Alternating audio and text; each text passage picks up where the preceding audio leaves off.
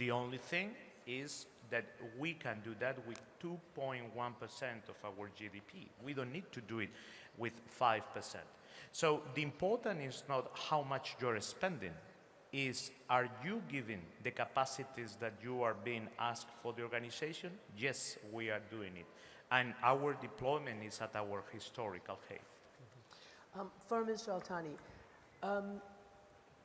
part of the national security strategy that just came up, basically a line said that Washington's, and I don't know, I hope I don't get this wrong, but Washington's hectoring of Gulf monarchies has got to stop.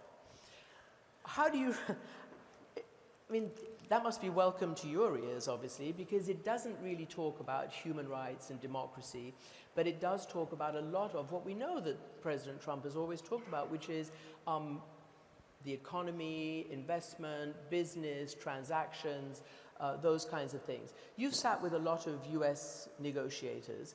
You recently, most recently over the Israel ceasefire in Gaza with Jared Kushner and Steve Witkoff. How does that type of negotiation differ from potentially your interlocutors before?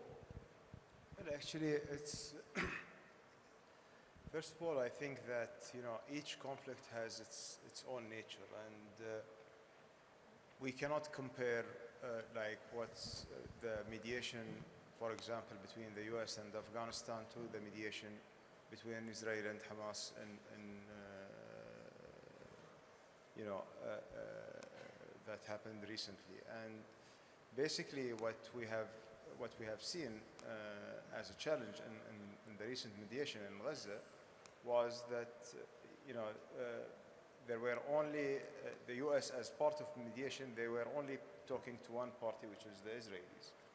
But in the recent rounds of the negotiations, they started engaging with both parties, which has helped us in making breakthroughs in these negotiations and achieving the ceasefire at that time.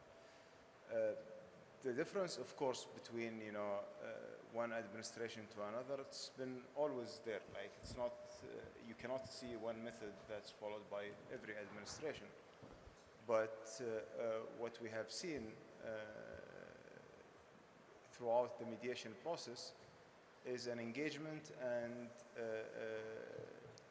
a willingness to push to the finish line, to get it done, and not to keep it open. Now, we are at a critical moment. It's not yet there. So it's what we have just done is a pause.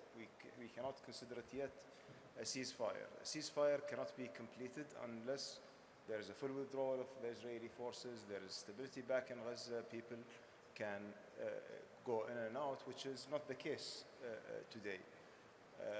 Right now, us as Qatar, Turkey, Egypt, together with the United States, we are getting together in order to force the way forward for the next phase. And this next phase is just also temporary from our perspective, because at the end of the day, if we are looking at, if we are just resolving what happened in Gaza, the catastrophe that happened in the last 2 years, it's not enough, because there is a root for this conflict. And this conflict is not only about Gaza, it's about the West Bank, it's about the rights of the Palestinians for their states. So we are hoping that we can work together with the US administration to achieve this vision at the end of the day. It's not easy, it will have a lot of challenges, it will face a lot of attacks, but we will keep pushing in order to find, at the end of the day, a long-lasting solution that provides justice for both people. In the ceasefire agreement and in the 20-point plan for Israel-Gaza, there was an indication that there would be an effort to move towards a Palestinian state. For the second time this year, the Israeli Knesset basically, well, they don't want that to happen, and actually Prime Minister Netanyahu and his far-right allies boycotted a vote that was to move the phases along because of the reference in the plan to the two-state solution. when you're talking about mediation, how do you get beyond that kind of ideology? How do you get beyond the hard, you know,